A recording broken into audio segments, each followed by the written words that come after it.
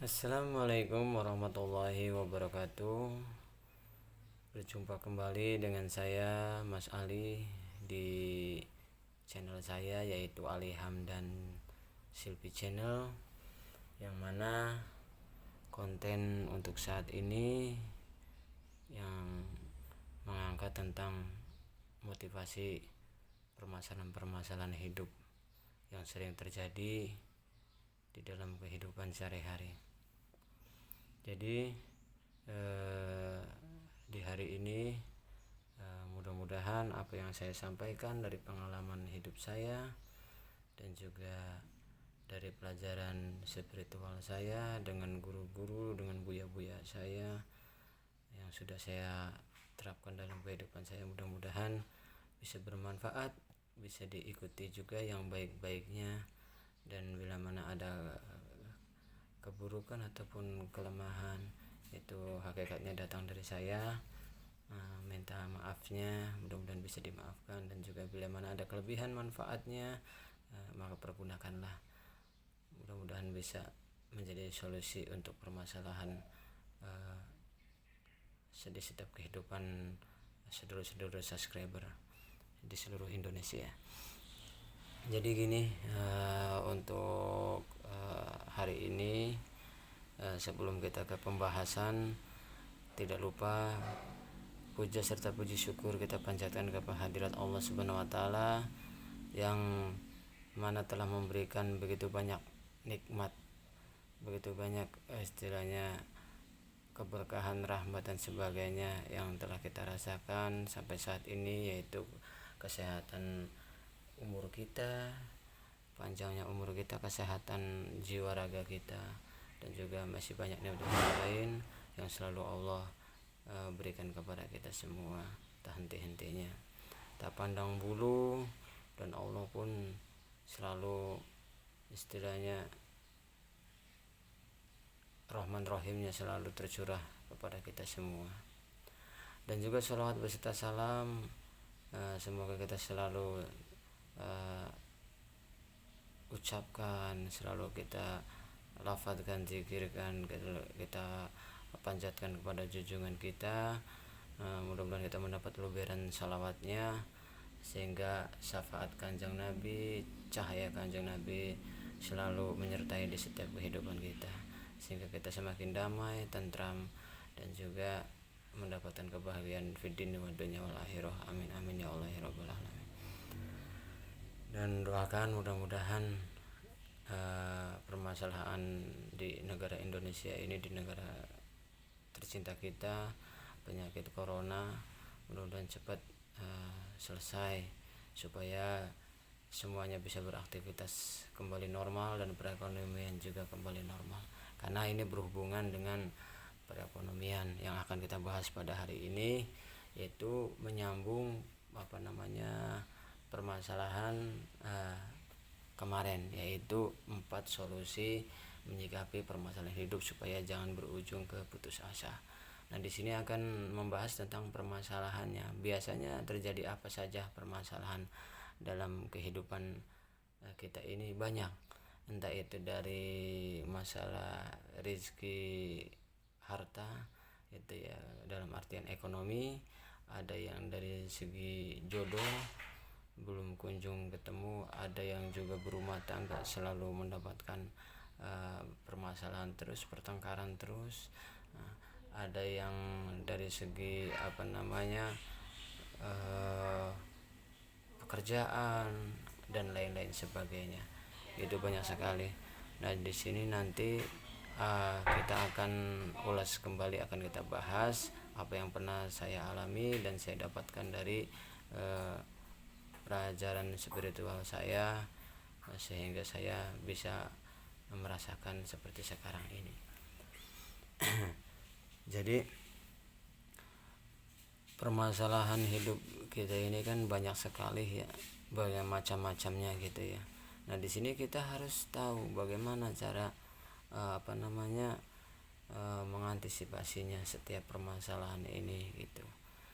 Karena apa? Karena kalau kita tidak mempunyai triknya ataupun tidak mempunyai ilmunya, kita akan kebingungan arahnya akan kemana gitu, seperti itu. Memang tahu Allah itu Maha Rahman Maha Rahim, tapi kalau kita tidak tahu cara untuk mendapatkan pertolongan dari Allah, mendapatkan keberkahan dan juga rahmat, itu petunjuknya, ya nihil hasilnya gitu. Jadi kita harus tahu apa-apa gitu.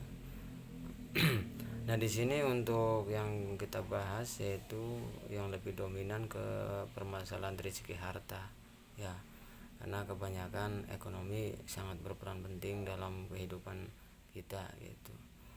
Apa-apa yang butuh juga yang namanya ekonomi ataupun harta, entah itu makan, entah itu baju dan sebagainya, itu berhubungan dengan istilahnya harta atau uang lah, seperti itu. Nah di sini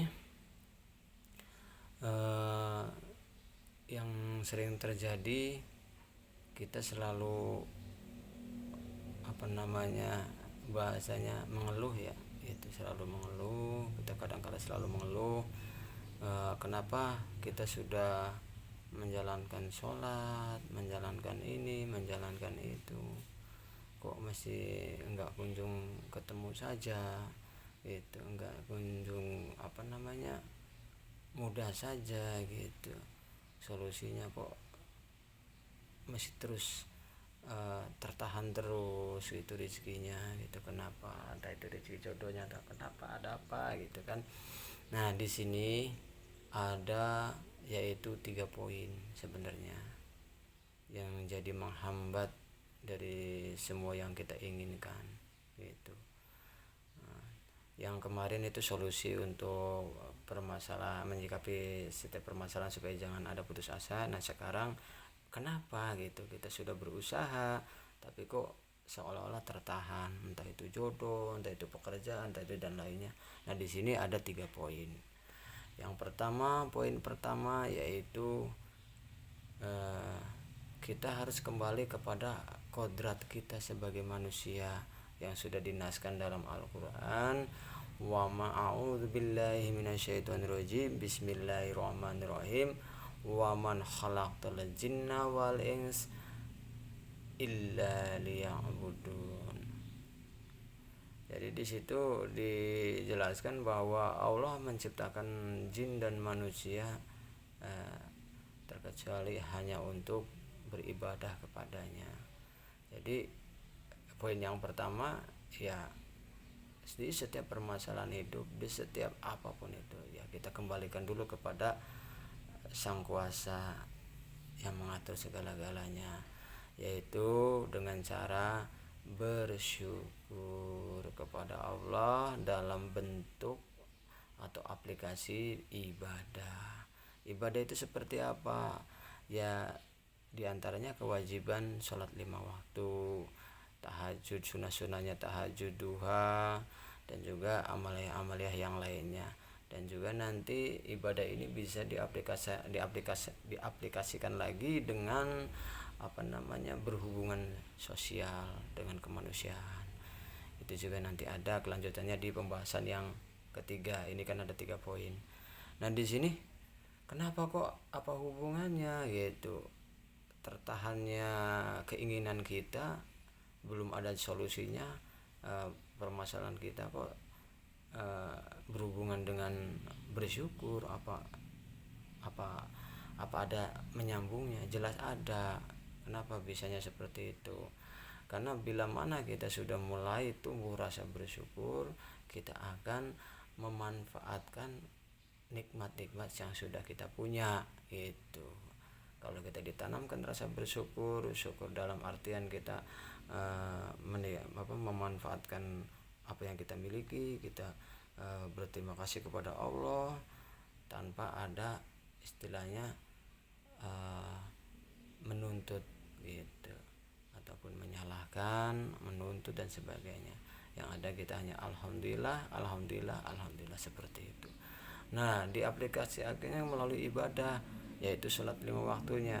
Jadi supaya jangan sampai tertahan, kok enggak ini, kita ingat ibadah kitanya gimana, sholat 5 waktunya bagaimana, terus sunah-sunahnya bagaimana. Jadi perbaiki di situ. Karena semakin sholat kita baik, insya Allah kehidupan kita pun akan membaik. Itu fakta kenyataannya seperti itu yang saya rasakan. Semakin sholat kita baik, semakin sholat kita tenang, semakin sholat kita khusyuk, hidup kita akan semakin tertata. Seolah-olah walaupun kenyataannya permasalahan hidup itu ada, tapi terlihat santai saja. Orang lain pun melihat santai, kita yang merasakan juga biasa saja gitu. Istilahnya enggak terlalu dipikir nemen-nemen gitu, tapi kita tetap berusaha seperti itu gitu guys. Dari poin pertama seperti itu, yaitu berbanyak bersyukur melalui aplikasi ibadah ataupun dilakukan dengan beribadah. Dan selanjutnya yang kedua yaitu dengan cara yaitu mengintrospeksi diri. Karena kebanyakan kalau kita sudah melakukan sesuatu hal dalam artian untuk mencapai sebuah solusi jalan keluar permasalahan, bila mana solusi permasalahannya tidak kunjung terselesaikan, biasanya ini ada sebuah tuntutan gitu, sebuah pertanyaan di pikiran, di benak dan juga di hati ini. Kak, kenapa sudah segini ini sudah saya lakukan amaliyah ini, sudah lakukan ini, sudah lakukan. Jadi akhirnya menyalahkan apa yang kita lakukan, amal-amal yang kita lakukan seperti itu. Sebenarnya itu bukan masalah amaliyahnya. Jadi amaliyah yang kita lakukan ya tadi ya selalu diperbaiki dengan menggunakan keilmuan tadi yang dibahas waktu pembahasan kemarin. Jadi keilmuan ibadah itu kita gunakan keilmuannya, dan di sini yang kedua yaitu dengan cara yaitu introspeksi diri. Nah, di sini sebenarnya introspeksi itu penting sekali dalam membuka tabir ataupun penghalang yang membuat rezeki ataupun permasalahan tak kunjung selesai. Itu ini harus diintrospeksi diri. Jangan sampai kita mencari akar masalah, mengambing hitamkan yang lain, sesuatu yang lain, entah itu orang, entah itu keadaan, apalagi menyalahkan Allah Subhanahu wa taala. Naudzubillah min dzalik. Jangan sampai kita tergolong orang-orang yang seperti itu ya. Karena hakikinya Allah itu Maha Rahman Maha Rahim kepada kita semua. Kalau Allah enggak Rahman Rahim, kita enggak dimanja seperti ini. Allah itu sudah memanjakan kita. Makhluk yang paling termanja itu manusia. Sudah dimanjakan, dimuliakan lagi. Kenapa saya bilang seperti itu? Karena manusia dimanjakannya dengan apa? Dengan diberinya dunia seisinya untuk dikelola oleh manusia. Dijadikannya lah manusia sebagai khalifah di bumi. Itu luar biasanya di situ. Dimuliakannya ya itu tadi, dijadikan khalifah di muka bumi itu adalah dimuliakan, diangkat derajatnya oleh Allah dari makhluk-makhluk yang lain. Dimanjakannya apa? Diberikan seisi dunia ini untuk kita semua sebagai hambanya, untuk dikelola, untuk dimanfaatkan, untuk dinikmati. Itu kan luar biasa. Itu kehebatan, keistimewaan manusia, yaitu dimuliakan dan dimanjakan oleh Allah. Maka jangan sampai kita menyalahkan kehendak Allah Subhanahu wa taala. Jadi intinya introspeksi diri yaitu mengoreksi diri sendiri dari sebuah kesalahan dan dosa. Karena itulah yang menyebabkan rezeki, entah itu harta, entah itu pekerjaan, jodoh dan lainnya menjadi terhambat seperti itu. Itu berdasarkan istilahnya tausiah buya saya, guru-guru spiritual saya, dan juga diterapkan langsung oleh saya. Alhamdulillah sedikit demi sedikit berangsur-angsur terbuka semuanya menjadi sebuah keajaiban, bahasanya miracle. Nanti ada pembahasannya di akhir tahapan ini nanti. Nah, di sini jangan sesekali kita menyalahkan sesuatu gitu, sesuatu yang terjadi. Jadi sesuatu yang terjadi yang membuat kita terhambat itu jangan kita salahkan.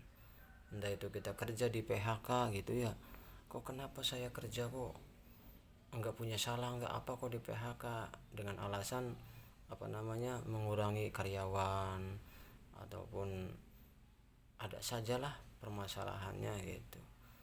Itu jangan kita salahkan orang yang istilahnya sebagai sebuah pelantaraan di setiap permasalahan kita, jangan kita salahkan. Entah itu keadaan juga nggak boleh kita salahkan, apalagi Allah Subhanahu Wa Taala. Yang kita perlu introspeksi gitu, yang perlu kita perbaiki dari sebuah kesalahan dan dosa tersebut, yaitu diri kita. Apakah yang kita lakukan dulu, apakah ini sebuah karma gitu. Jadi di flashback ke belakang, apa yang kita lakukan dulu, apakah kita pernah berbuat salah kepada orang tua, apa kita pernah menyakiti. Nah, itu terus digali. Nah, di situ perbaiki. Bila memang di masa lalu punya permasalahan ataupun yang sudah terlewat ada suatu dosa dan kesalahan, maka perbaikilah dengan sesama manusia ataupun dengan orang tua, apalagi dengan Allah Subhanahu Wa Taala. Seperti itu bentuk dari tata cara untuk supaya solusi cepat terbuka dan pintu rizki dari segala hal untuk permasalahan hidup ini semakin terbuka. Itu seperti itu. Nah, di sini dosa dan kesalahan ini sangat berperan penting, karena inilah yang menyebabkan rizki Allah yang tercurah begitu derasnya dari langit dan juga dari bumi dikeluarkan semua ya, tapi kita hambat dengan kesalahan-kesalahan kita. Jadi sebenarnya kita yang menghambat sendiri rezeki itu seperti itu. Di antaranya kenapa kok orang baik kok masih ada aja gitu ya. Itu umpama ya tadi yang saya jelaskan, kerja di pabrik nggak punya masalah apa-apa kok dipecat. Itu kadang-kala kita introspeksi ke diri kita, apakah kita dengan diberikan nikmat seperti itu oleh Allah Subhanahu Wa Taala, apa kita melalaikan tugas kita, apa sholat 5 waktunya kita telat-telatkan, dilalaikan, kita mementingkan kerjaan pabrik. Nah, seperti itu kadang-kala akhir endingnya itu ya itu tadi ada suatu pengingat oleh Allah, diingatkan, bahasanya bukan teguran tapi diingatkan oleh Allah supaya jangan sampai lalai terlalu. Itu sebenarnya tanda tanda cintanya Allah kepada manusia gitu, kepada hambanya. Itu seperti itu istilahnya pembahasan tentang yang kedua, tata caranya supaya permasalahan dalam kehidupan kita dimudahkan itu. Jadi jangan sampai terjadi putus asa setelah mendapatkan solusi menyikapi kehidupan, permasalahan hidup. Nah, ini nanti bagaimana kelanjutannya, yaitu dengan cara tadi bersyukur dengan dilakukan melalui ibadah lahiriah atau ibadah batiniahnya seperti itu. Nah, nanti dilanjut dengan introspeksi kesalahan dan dosa kita, perbaiki supaya lebih baik lagi seperti itu. Dan di sini nanti ada kelanjutannya, yaitu sedekah. Jadi di sini setelah kita sudah introspeksi diri, sudah memperbaiki diri, kita memang kalau kita punya masalah dengan orang ya kita minta maaf kepada orang tersebut. Kalau memang kita punya hutang piutang ataupun apapun itu yang menyakiti seseorang, maka kita meminta maaf lah untuk mengklirkan semuanya, membersihkan semuanya, sehingga pintu-pintu rezeki akan terbuka lebar seperti itu. Dan mendekatkan diri kepada yang kuasa, jangan pernah berhenti, kembali lagi ke solusi yang keempat itu, istiqomah penting. karena itu yang akan continue, yang akan bisa membuka ya. Karena orang yang istiqomah berarti dia sudah memiliki kesabaran yang bisa diujikan seperti itu. Nah, di sini yang terakhir yaitu sedekah. Setelah kita sudah introspeksi diri dengan kesalahan dan dosa kita akui dan kita perbaiki, maka berlanjut ke sedekah. Kenapa kok dibarengi dengan sedekah? Karena sedekah ini juga akan mempercepat doa kita dan juga bisa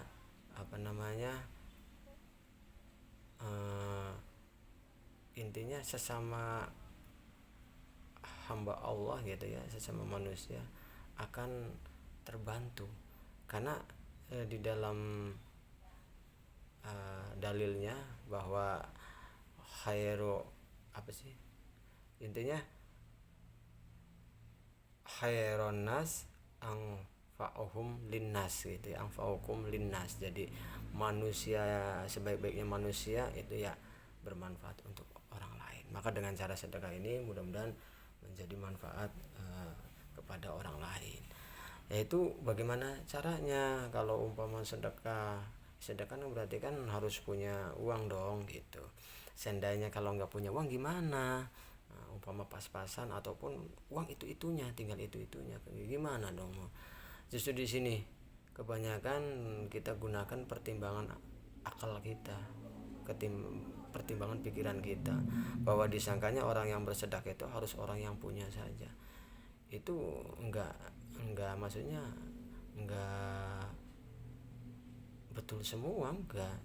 Memang boleh, bagus orang kaya, orang yang punya bersedekah itu bagus, tapi lebih bagus dan lebih afdol, lebih utama orang yang tidak punya tapi dia mau bersedekah, orang yang pas-pasan mau bersedekah, orang yang tinggal itu-itunya aja mau bersedekah. Itu yang sangat luar biasa, karena disitulah diuji benar-benar keikhlasannya. Itu di situ apakah benar-benar keimanannya, percaya kepada Allahnya, disitulah itu luar biasa nilainya gitu. Kalau orang kaya bersedekah nilainya paling 100 gitu, 100%. Kalau orang yang nggak punya sama sekali, melarat ciprat lah, jadi bahasa Jawanya itu melarat banget, tapi dia pingin bersedekah itu dan menunaikannya, itu luar biasa sekali. Itu janji Allah luar biasa. Apapun yang kita tebarkan maka kita akan menuaikan hasil dari tebaran kebaikan tersebut gitu. Itu fakta, kenyataan. Karena itu masuknya ke the secret ataupun magnet. Jadi apa cerminan, pantulan apa yang kita kasih maka akan berbalik kepada kita, entah itu lewat orang tersebut ataupun yang lainnya. Intinya kita terus tebarkan kebaikan melalui yang disebut dengan sedekah, melalui wadah sedekah tersebut gitu. Umpama dalam contohnya ada pengemis, kita hanya punya uang 10.000, kita nggak punya kerjaan, belum dapat kerjaan gitu ya, uang cuma 10.000. Ada nenek-nenek pengemis yang memang perlu untuk makan. Nah, di situ kita berpatokannya seperti ini untuk melatih sedekah. Kita punya uang 10.000 untuk melatih kepekaan kita. Ya, jadi 10.000 itu kita kasih ke orang tersebut. Gimana nanti sorenya untuk makannya, sedangkan uang 10.000 untuk sampai sore gitu, karena belum dapat kerjaan. Kita pikirnya jangan seperti itu. Orang tersebut didatangkan langsung ke hadapan kita, itu hakikatnya Allah yang mendatangkan orang tersebut. Jangan salah gitu. Kalau kita sudah meyakini keimanan, sudah percaya bahwa Allah mengendalikan semua kehidupan kita, itu orang tersebut datang ke hadapan kita, pengemis tersebut, dia itu digerakkan oleh Allah. Allah mempercayakan kita, menguji kita. Mau diapakan coba orang tersebut, pengemis tersebut? Kalau kita ngasih 5.000, uang 10.000, 5.000, nah berarti kita hatinya kita didasarkan bahwa orang tersebut sudah digerakkan Allah, dan kita sudah dipercaya untuk membantu orang tersebut, maka kasihlah. Dengan niat gimana? Dengan niatan, ya Allah, saya bersedekah, mudah-mudahan ini menjadi jalan keluar permasalahan saya, semuanya dipermudah oleh Allah Subhanahu wa taala, dan orang tersebut mendapatkan rezeki dari saya, dipercaya saya oleh Allah untuk memberi rezeki ini ke orang tersebut, sedekah ini mudah-mudahan bermanfaat orang tersebut. Udah selesai. Seperti itu. Terus seperti itu. Jadi jangan nunggu nanti. Kalau sudah punya uang banyak, jangan. Kapan? Nunggu kiamat berapa tahun lagi? Jangan seperti itu. Apa yang kita miliki, kalau memang ada yang membutuhkan, sedekahkanlah. Karena orang yang membutuhkan tersebut berarti sudah dipercaya, didatangkan kepada di hadapan kita, dan kita juga dipercaya untuk membantunya. Seperti itu seperti itu ya, dalam proses sedekah. Karena sedekah ini memperpanjang umur juga, membuka pintu rezeki juga, dan permasalahan hidup juga nanti akan ada jalan keluarnya. Melalui sedekah ini, doa-doa kita pun nanti mudah-mudahan akan cepat terijabah oleh Allah Subhanahu wa taala. Itu kiranya poin yang ketiga. Mudah-mudahan permasalahan hidup ini semakin mudah, semakin diberikan pintu hidayah, petunjuknya. Dan di sini nanti setelah tiga-tiganya sudah dilakukan, yang pertama bersyukur dengan ibadah, yang kedua introspeksi diri dari kesalahan dan dosa, diperbaiki supaya lebih baik lagi, yang ketiga yaitu dengan cara bersedekah, terus menerus continue istiqomah, maka nanti akan ada endingnya, yaitu keajaiban Tuhan. Keajaiban Tuhan ini akan datang tanpa kita duga ataupun tidak bisa dipikirkan oleh nalar akal sehat kita. Ya, masalahnya kalau sudah mencapai titik itu, nanti Allah itu membantu kita, menolong kita, menyelesaikan permasalahan kita itu ya dengan caranya yang tidak bisa diduga-duga. Sedikit bercerita tentang pengalaman saya ya, yang sudah saya lakukan sehingga mendapatkan sebuah keajaiban atau miracle, keajaiban Tuhan, keajaiban Allah, yaitu di saat saya tahun 2014 jatuh, dalam artian saya sakit, terus tidak punya modal sama sekali, untuk usaha pun bingung ya. Jadi hanya bisa kuli serabutan gitu, tanpa tahu kedepannya seperti apa. Yang penting saya bisa menafkahi keluarga aja, seperti itu yang ada di pemikiran saya. Tapi sambil dibarengi yang itu tadi, bersyukur dalam beribadah, bersyukur dengan diaplikasikan melalui ibadah, entah itu ibadah lahiriah atau ibadah batiniahnya, dan dilanjutkan dengan tadi mengintrospeksi diri sendiri dengan kesalahan dan dosa, perbaiki, dan nanti dengan cara sedekah juga. Itu alhamdulillah tanpa diduga-duga. Ini langsung aja ceritanya dipercepat. Itu dari hari demi hari, bulan demi bulan, sampai ke tahunan ya, 2018. Tadi duga-duga, bukan direncanakan atau apa oleh saya, saya enggak kenal orang tersebut yang menolong saya, enggak kenal. Kita sebut Pak Ustadz Syukur ya, itu enggak ada kerabat family, enggak ada.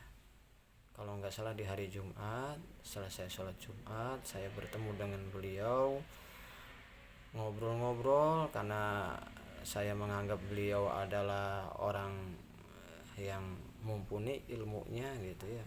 Saya cerita, intinya siapa tahu ada pencerahan lagi, karena saya waktu itu haus sebuah ketenangan gitu.